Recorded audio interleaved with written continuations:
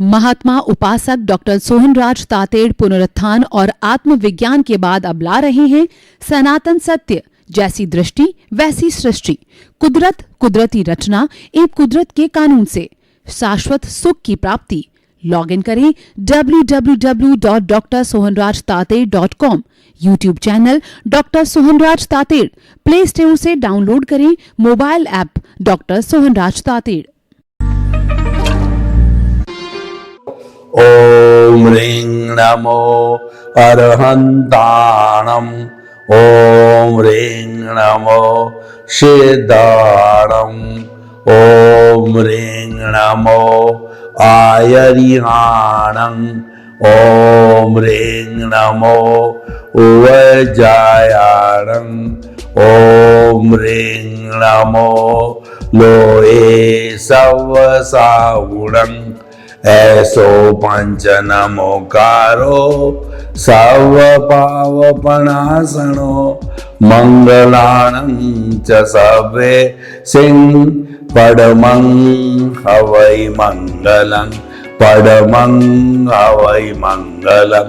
ओम नमो भगवते वासुदेवाय, ओम नमः शिवाय। जय सच्चिदानंद।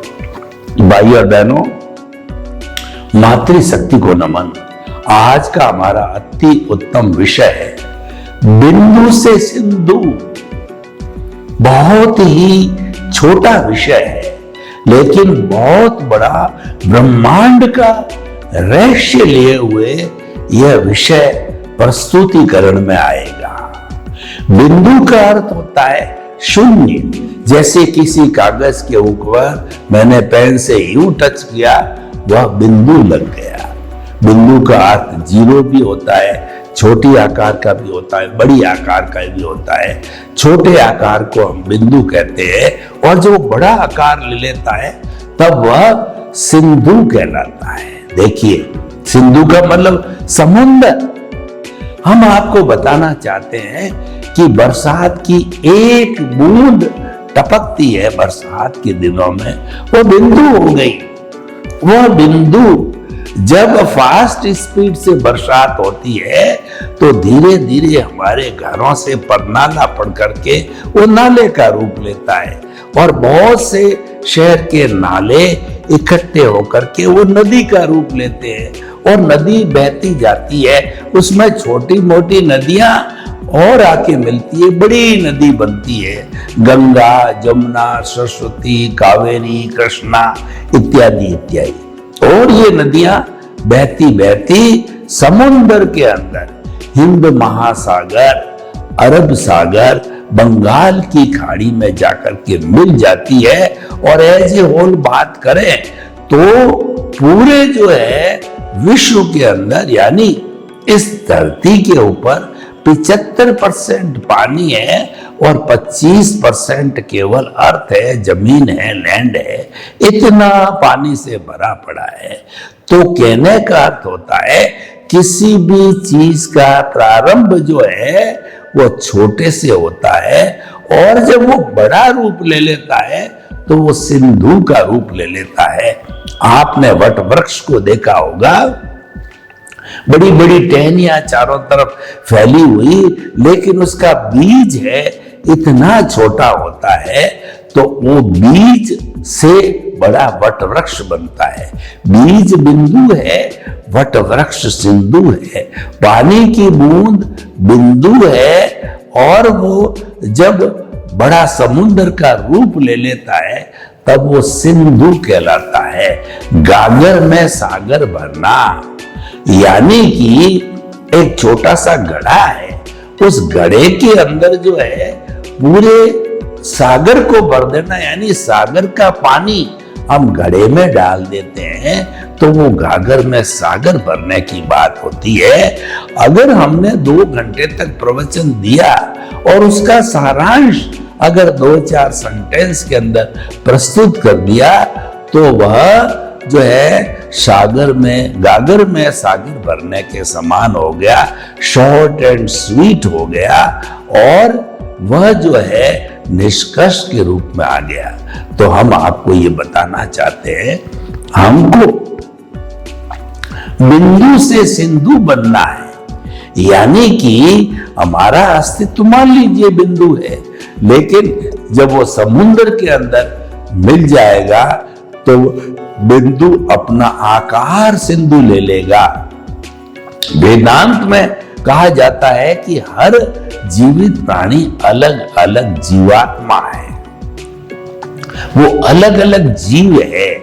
और जब उन जीवों को साधना करते करते सनातन सत्य को जानते जानते जब उनको कुदरती रचना कुदरत के कानून का पालन करते हुए उनकी जो मिथ्या ज्ञान मिथ्या दर्शन समाप्त होता है, रॉन्ग बिलीफ समाप्त होकर के उनको राइट बिलीफ मिल जाती है, यानी सम्यक दर्शन मिल जाता है, तो वो धीरे धीरे वह बूंद है, वह जीव, वो जो है वो बड़ा जो हमारा ब्रह्म है, जो सिंधु है, उसमें विलीन हो जाता है, उसमें मुक्ति हो जाती है। बूंदें जब बरसात की गिरते गिरते जब वो समुद्र के रूप में समुद्र के साथ में मिल जाती है, तो जोत में मिल जाती है, तो वह मिलने के बाद के अंदर वो सिंधु बन जाती है। ठीक इसे देखिए कि हमारा जो ये आत्मा है, हर जीवित प्राणी में आत्मा है, और सामान्य दृष्टि से उस आत्मा का स्वरूप हर जीवित प्राणी का एक सा है।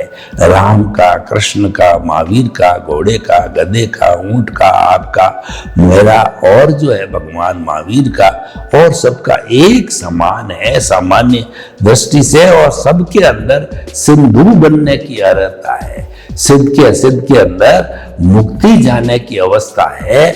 तो वो जो है, और लेकिन जो विविधता हमको दिखाई देती है उसका कारण हर एक के कर्म अलग अलग है। हर जीवित प्राणी अलग अलग भाव डालता है, इसके कारण उसके ओरा अलग होता है, इस कारण से उसके कर्मों का बंधन अलग अलग तरह का होता है। चाहे एक माता के जुड़वे बच्चे हो तो भी उनके कर्म अलग अलग होते हैं, भुगतान अलग अलग होता है। इस पर मुझे एक उदाहरण याद आ रहा है कि एक जो मादा तोता थी, उसने दो जो है तोतों को जन्म दिया, थोड़े से 2-4-5 मिनट के डिफरेंस से, और उनको जो है दोनों को अभ्यास कराया गया, प्रैक्टिस करवाई गई, और चुग्गा दाना देके बड़ा किया गया, और जब अभ्यास किया गया दोनों उड़ने लग गए। तो उड़ करके एक तोता अपने पुण्योदय के कारण जो है किसी सन्यासी के पास में चला गया, तो वो जो सन्यासी है उसने उसको जो है अच्छी तरह से पढ़ाया, राम राम राम राम, आइए, वेलकम वेलकम, आप रामायण को सुनिए, महाभारत को सुनिए। बड़ा मीठा मीठा जो है वो त्याग वैराग की बात करता है। अब जो दूसरा उसका भाई था वो उड़ करके किसी चोर की गुफा के अंदर चोर के पास में टच हो गया, तो चोर ने भी उसको पिंजरे में डाला, और उसको ये वो रट रट करके कहने लगा कि आइए, मारिए, और इनको पीटिए, इनको लूटिए, इस तरह की बातें वो करने लग गया। तो देखिए, एक ही माँ के दो जुड़वे होते और उनके कर्म अलग अलग रूप के अंदर वो बन गए। तो ये बूंदें अलग अलग कर्मों वाली होती है, और वो सारी बूंदें जो है वो जाकर के ब्रह्म में जब विलीन हो जाती है। हमारी जो सिद्ध शिला है वो एक सिंधु की तरह है। उस सिद्ध शिला के अंदर जो जीव है मुक्ति को जाता है, तो सिद्ध शिला में जाकर के सिंधु बन करके उसमें विराजमान हो जाता है, और फिर वो अनंत ज्ञान, अनंत दर्शन, अनंत शक्ति, अनंत सुख का धाम बन जाता है। और फिर जो है उसको सिवाय आनंद के उसका कुछ नहीं, यानी उसके स्वरूप का जो है लक्षण है वो आनंद आनंद आनंद ही रहता है। तो भाई और बहनों, बड़ा सुंदर विषय है। हमको बिंदु से सिंधु बनना है, हमको अज्ञानी से ज्ञानी बनना है। उसके लिए हमको क्या करना पड़ेगा वो हम आपको विधि बताना चाहते हैं। वो हमारी जो विधि है वो ये हमारा सनातन सत्य है। देखिए, सनातन सत्य है वह यूनिवर्सल ट्रूथ, सार्वभौम सत्य है और ultimate reality of this universe की है। वो हम आपको देना चाहते हैं। किस लिए देना चाहते हैं? कि आपकी जो रॉन्ग बिलीफ है वो समाप्त हो जाए और आपको राइट बिलीफ मिल जाए। रॉन्ग बिलीफ क्या है? उसको हम मिथ्या ज्ञान, मिथ्या दर्शन कहते हैं। मिथ्या ज्ञान का अर्थ हो गया कि ये जो शरीर है, ये शरीर मेरा है, मेरा घर, मेरा परिवार, मेरा धन, मेरी दौलत, मेरे बाल, मेरे बच्चे, मैं किसी का पति, मैं किसी की माँ, किसी की पत्नी। इस तरीके से मैं और मेरा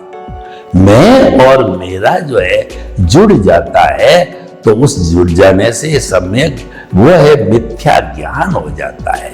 और मिथ्या दर्शन क्या है? हम ये सोचने लग जाते हैं इस शरीर का संचालक मैं हूं, ये काम मैंने किया, ये घर का निर्माण मैंने किया, मैंने बच्चे को इंजीनियर बनाया और बच्चों को पैरों पर खड़ा मैंने किया। तो इस तरीके का ये चिंतन करते करते जो है वो जब है वो मिथ्या दर्शन में आ जाता है।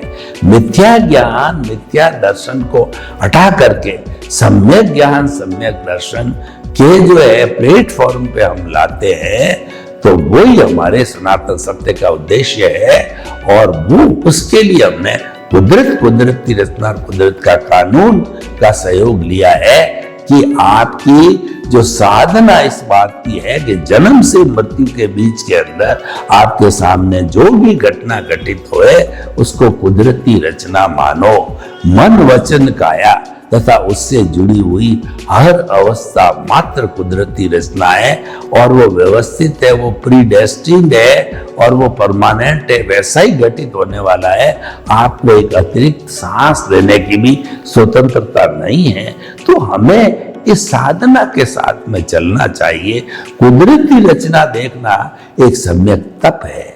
आपको किसी ने चाटा मारा, आपका किसी ने सम्मान किया और आपको जो नफा हुआ, आपको नुकसान हुआ, आपके घर के का कोई वियोग हो गया, कोई संयोग हो गया, हर परिस्थिति के अंदर आपने उसको कुदरती माना, जाना, सोचा और उसको देखा।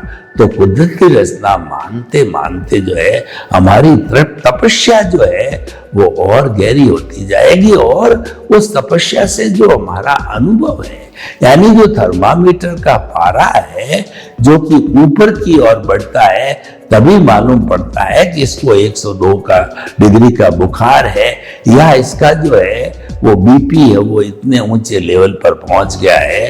तो धीरे धीरे जब ये होता है यानी कि हमारा अनुभव बढ़ता जाता है और जब 360 डिग्री का हो जाता है तब हमको केवल दर्शन होता है और वही अनुभव का हमारा अंतिम पुरुषार्थ होता है। उसके बाद कोई अनुभव होता ही नहीं है, किया भी नहीं जाता है और अनुभव करने वाले जो साधन है, प्रतिष्ठित आत्मा है, मन है, वो सारे समाप्त हो जाते हैं और वह केवल दर्शन है।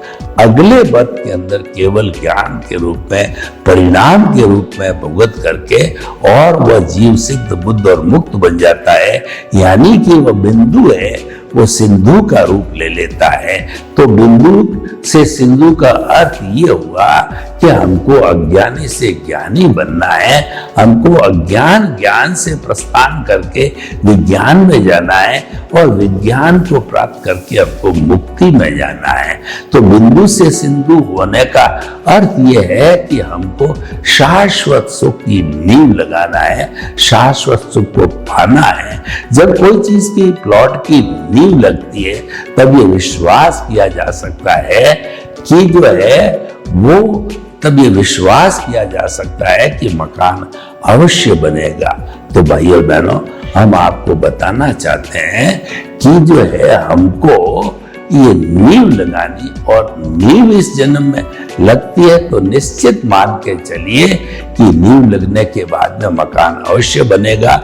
जो व्यक्ति एक बार सम्यक दर्शन को प्राप्त कर लेता है, राइट बिलीफ को प्राप्त कर देता है, सनातन सत्य को प्राप्त कर लेता है, तो निश्चित तौर पे वो 5-10 भव या जितना भी हो, कम से कम भवों के अंदर वह मुक्ति को प्राप्त हो सकता है।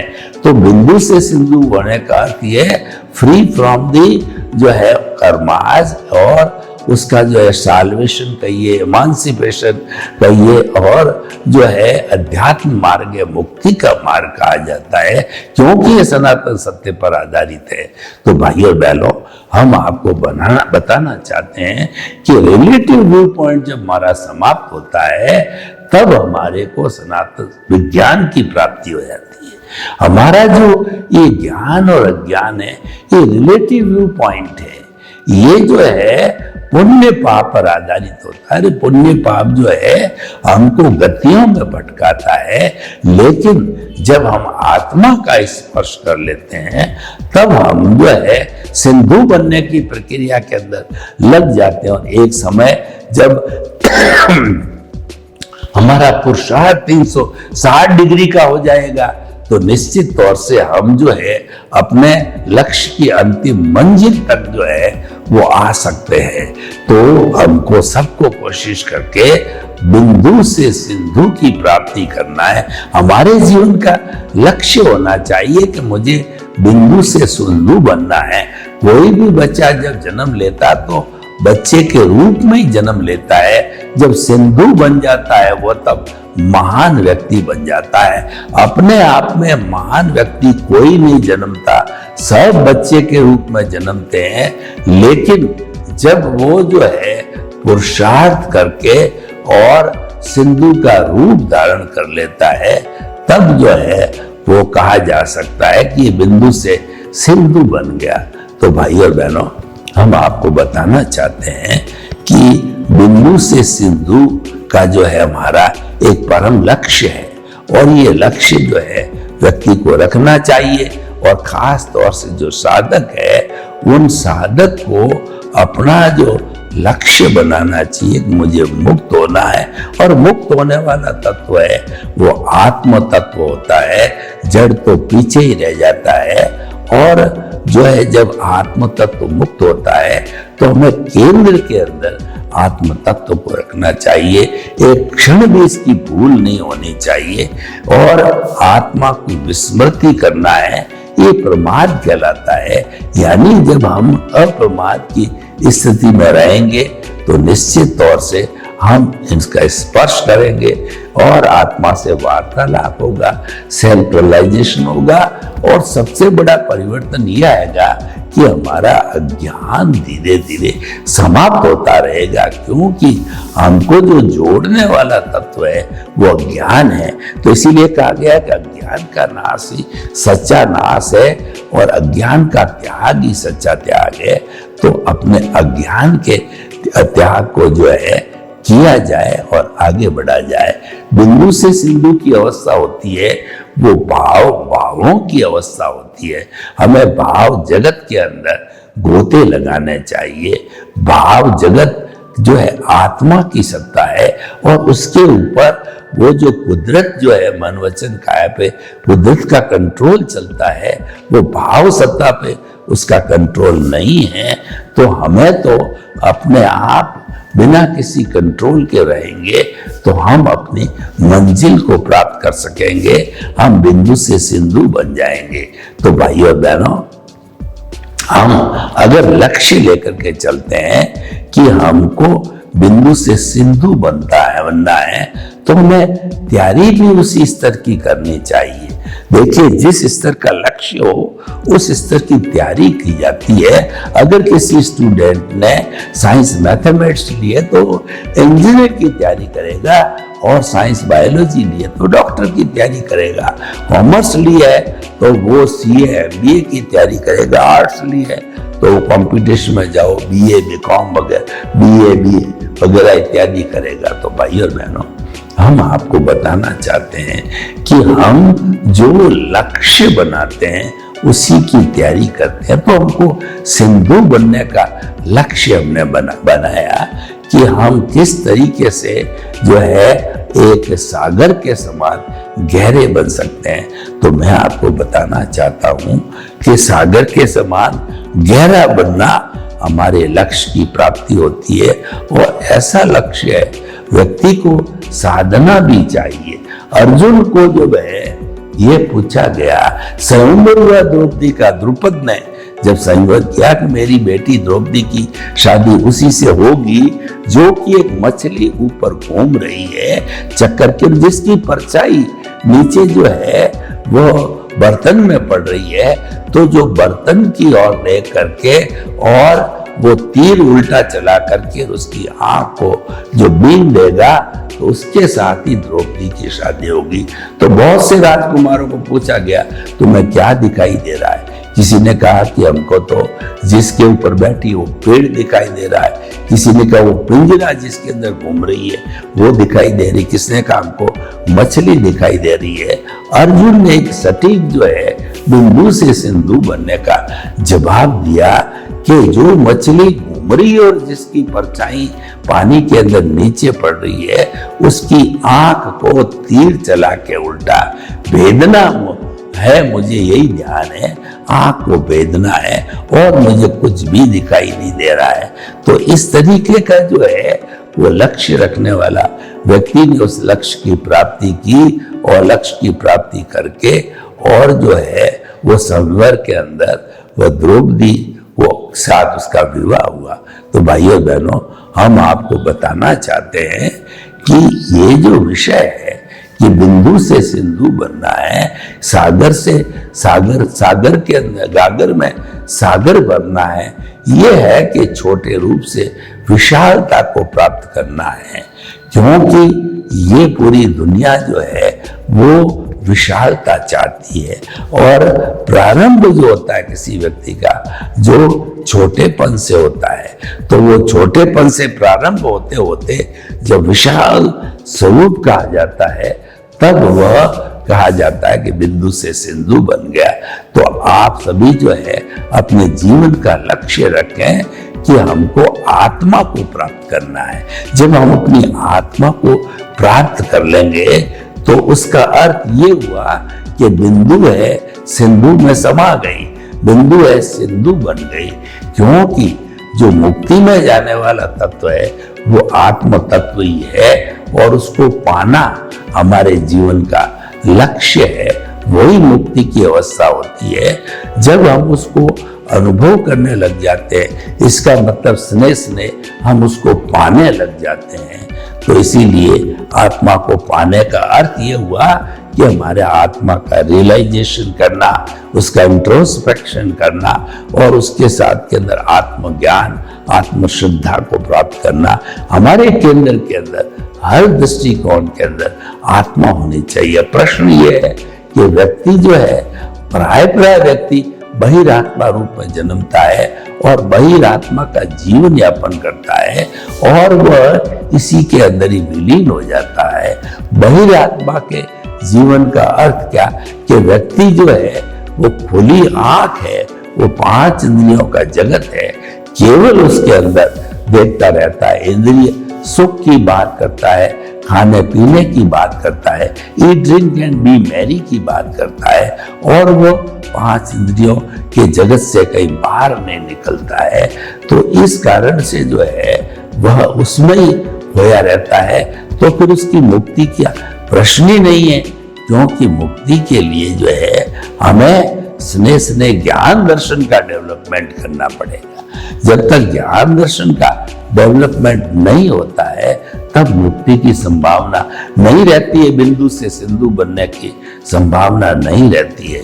तो हम आपको बताना चाहते हैं, अगर आप बिंदु से सिंधु बनना चाहते हो तो आप जो है वह अपने स्वरूप की जानकारी करने लगो, अपने आप को जानने के अंदर लग जाओ, क्योंकि दुनिया में सबसे कठिन कार्य है स्वयं को जानना, और सबसे जो है वह जो है कठिन कार्य तो ये है ही है, और सरल कार्य भी यही है।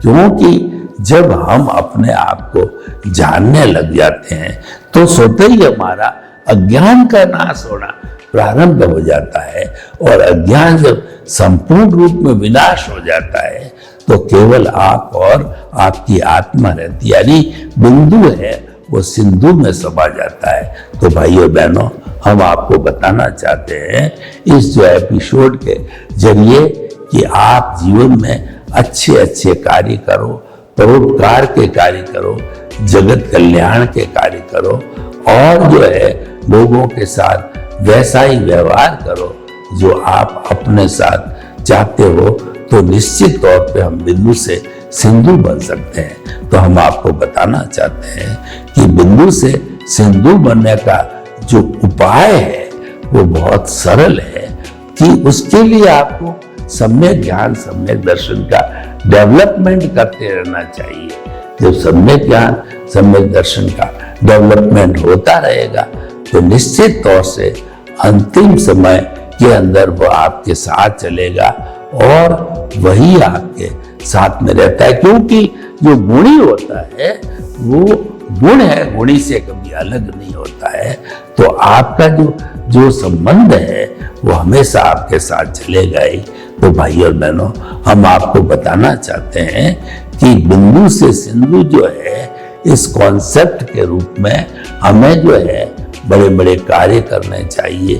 तो ये कॉन्सेप्ट जो है बहुत सरल उपाय, यानी कि बिंदु से सिंधु बनने का अर्थ ये है कि हमें जो है वह अपने अस्तित्व के अंदर विलीन हो जाना चाहिए। सर्वे भवन्तु सुखिनः, सर्वे सन्तु निरामया।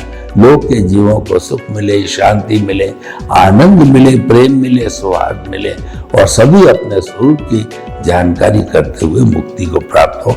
आपके प्रति मंगलमय। ओम शांति।